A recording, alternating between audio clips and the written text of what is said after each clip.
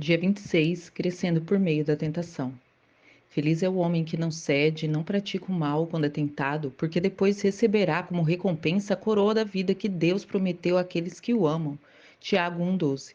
Minhas tentações têm sido minhas mestras em teologia. Martim Lutero. Toda tentação é uma oportunidade para fazer o bem. No caminho do amadurecimento espiritual, até mesmo a tentação se torna um degrau, uma vez que de uma pedra de tropeço, quando você percebe que ela é uma oportunidade tanto para fazer a coisa certa quanto para agir da maneira errada. A tentação apenas apresenta uma escolha. Embora ela seja a principal arma de Satanás para destruir você, Deus quer utilizá-la para fortalecê-lo. Toda vez que você escolhe fazer o bem em vez de pecar, então está desenvolvendo o caráter de Cristo. Para compreender isso, você deve primeiro identificar as qualidades do caráter de Jesus. Uma das mais concisas descrições do seu caráter é o fruto do Espírito, como diz em Gálatas 5, 22, 23. Quando o Espírito Santo controla a nossa vida, ele produz o fruto em nós, que é amor, alegria, paz, paciência, bondade, benignidade, fidelidade, mansidão e domínio próprio. Essas 9 qualidades são uma expansão do grande mandamento e consistem numa bela descrição de Jesus. Ele concentra de modo perfeito, numa única pessoa, o amor, a alegria, a paciência e todas as outras virtudes mencionadas. Ter o fruto do Espírito Santo é ser semelhante a Cristo. Mas como o Espírito Santo produzirá em sua vida, em nossa vida, o fruto com essas 9 qualidades? Ele as cria de modo instantâneo? Será que um dia, ao se levantar pela manhã, você se repentinamente deparará com uma forma plena dessas características em você? Não. O fruto sempre desenvolve e amadurece lentamente. Essa afirmação é uma das mais importantes verdades espirituais que você poderá aprender. Deus desenvolve o fruto do Espírito em sua vida, permitindo que você vivencie situações nas quais será tentado a exteriorizar uma qualidade exatamente oposta.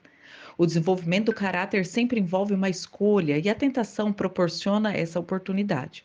Por exemplo, Deus nos ensina a amar, colocando pessoas desagradáveis ao nosso redor. Amar pessoas agradáveis e ainda por cima amáveis conosco não exige nada do nosso caráter. O Senhor nos ensina a verdadeira alegria no meio da aflição, quando nos voltamos para Ele. A felicidade depende de circunstâncias externas, mas a alegria fundamenta-se no relacionamento com Deus. O Senhor promove a verdadeira paz dentro de nós, não fazendo com que tudo saia como planejamos, mas permitindo períodos até de confusão e insegurança. Qualquer um pode se sentir tranquilo observando um belo pôr do sol ou relaxando durante as férias. Mas aprendemos a verdadeira paz quando optamos por confiar em Deus em situações nas quais somos tentados a ceder às preocupações e ao medo. Da mesma forma, a paciência é desenvolvida em situações nas quais somos forçados a esperar, enfrentando a tentação de nos entregar à ira por causa do nosso pavio curto. Deus recorre a situações opostas de cada fruto para nos permitir escolher. Você não pode afirmar que é bom se jamais foi tentado a ser mal. Não pode dizer ser fiel se nunca foi tentado a ser infiel. A integridade é construída ao se derrotar a tentação da desonestidade. A humildade cresce quando nos recusamos a ser arrogantes.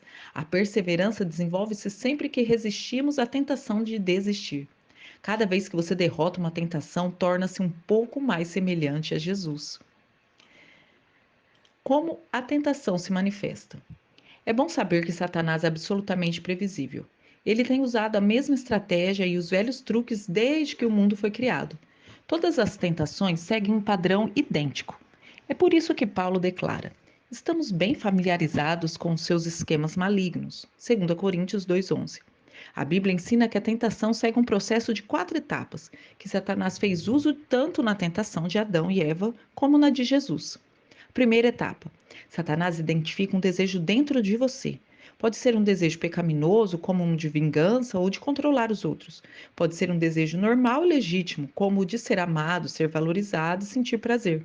A tentação começa quando Satanás sugere, com um pensamento, que você ceda a um desejo maléfico ou realize um desejo legítimo da maneira errada ou na hora errada. Cuidado com os atalhos. Frequentemente eles são tentações.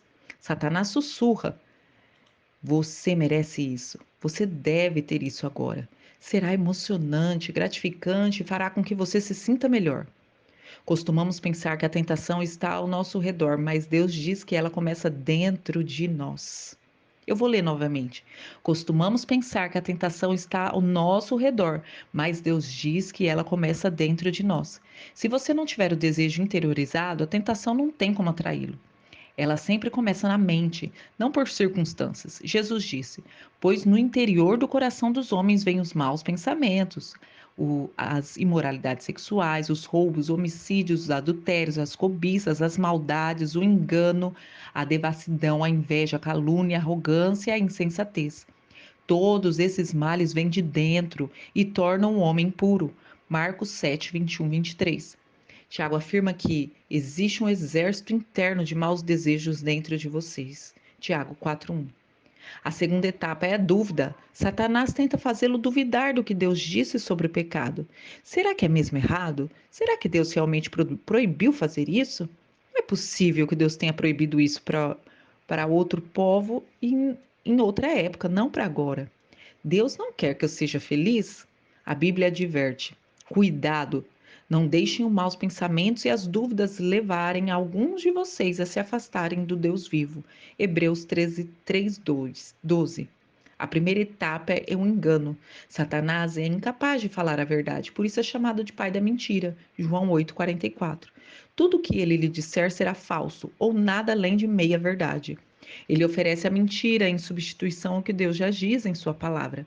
Satanás diz: Você não vai morrer, você será mais sábio do que Deus. Você pode não ser punido por isso. Ninguém vai saber. Isso vai resolver seus problemas. Além do mais, todos estão fazendo isso, é um pecado insignificante. Mas um pecadinho é como uma gravidez recente e acabará aparecendo. A quarta etapa é a desobediência. Você acaba agindo de acordo com a ideia que vinha contagiando a sua mente. No que começou como uma ideia, nasce uma conduta. Você cede a qualquer coisa que chamar a sua atenção. Acredita nas mentiras de Satanás e cai na armadilha sobre a qual Tiago alerta. As pessoas são tentadas quando são atraídas e enganadas pelos seus próprios maus desejos. Então, esses desejos fazem com que o pecado nasça, e o pecado, quando já maduro, produz a morte. Não se enganem, meus queridos irmãos. Tiago 1, 14, 16. Superando a tentação. Compreender que a tentação se manifesta é bastante proveitosa, mas alguns passos são necessários para que você venha superá-la. Primeiro, recuse-se a ser intimidado. Muitos cristãos são aterrorizados e por pensamentos tentadores, sentindo-se culpado por não estarem fora do alcance da tentação. Eles sentem vergonha pelo simples fato de terem sido tentados, sinal de que não entendem o verdadeiro significado da maturidade espiritual. Vocês jamais se livrarão da tentação. Em certo sentido, você pode considerar a tentação um elogio. Satanás não precisa tentar aqueles que já fazem a vontade dele, pois já lhe pertencem. A tentação é um indício de que Satanás odeia você, mas não um sinal de fraqueza ou de uma vida profana. Isso também faz parte da nossa natureza, pois somos humanos e vivemos num mundo destituído de Deus. Não fique surpreso, abalado ou intimidado por isso. Seja realista quando a inevitável tentação vier. Você jamais poderá evitá-la completamente. E a Bíblia diz: quando chega a tentação, mas não se chega a tentação. Paulo orienta: lembrem-se de que as tentações que surgem na vida de vocês não são diferentes das que os outros enfrentaram. 1 Coríntios 10, 13. Ser tentado não é pecado. Jesus mesmo sofreu tentação, embora nunca ter cometido pecado. Hebreus 4, 15.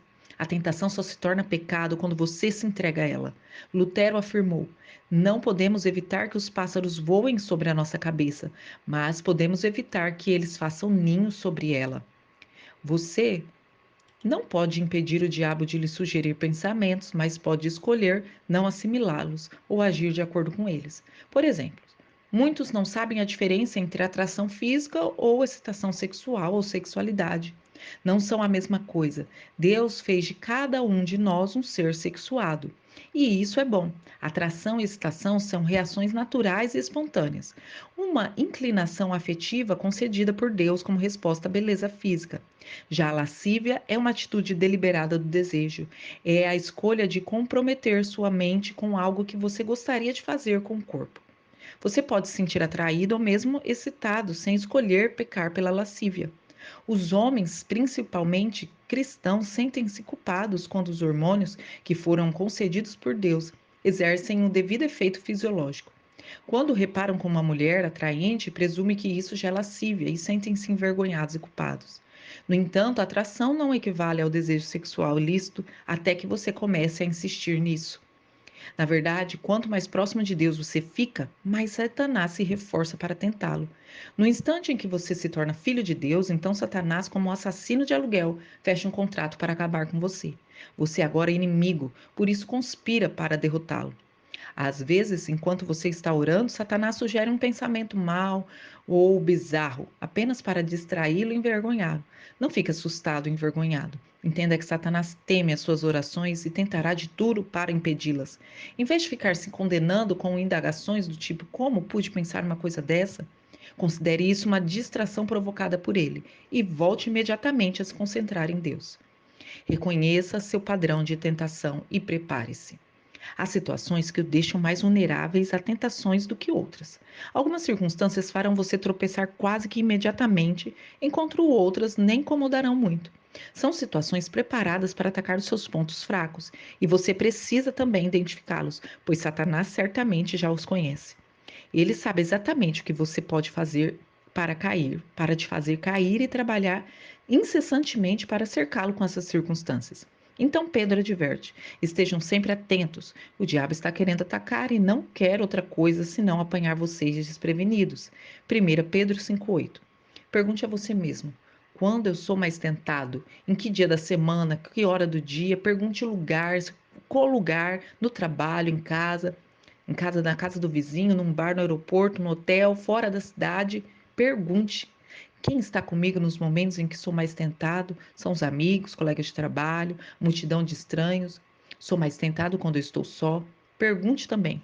Como normalmente eu estou me sentindo quando sou mais tentado? Pode ser quando você está cansado, solitário, entediado, deprimido, sob pressão.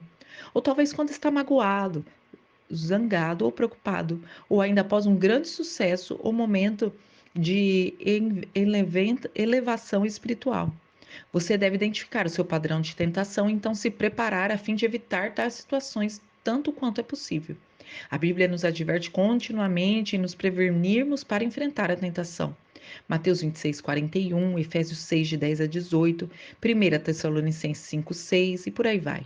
Paulo então admoesta: não deem ao diabo oportunidade para tentar vocês. Efésios 4, 27. O planejamento prudente reduz a tentação. Siga o conselho de Provérbios. Pense bem no que você vai fazer. Evite o mal e caminhe sempre em frente. Não se desvie nem um só passo do caminho certo. Provérbios 4, 26, 27. O povo de Deus evita os maus caminhos e se protege, observando o lugar por onde vai. Provérbios 16, 17.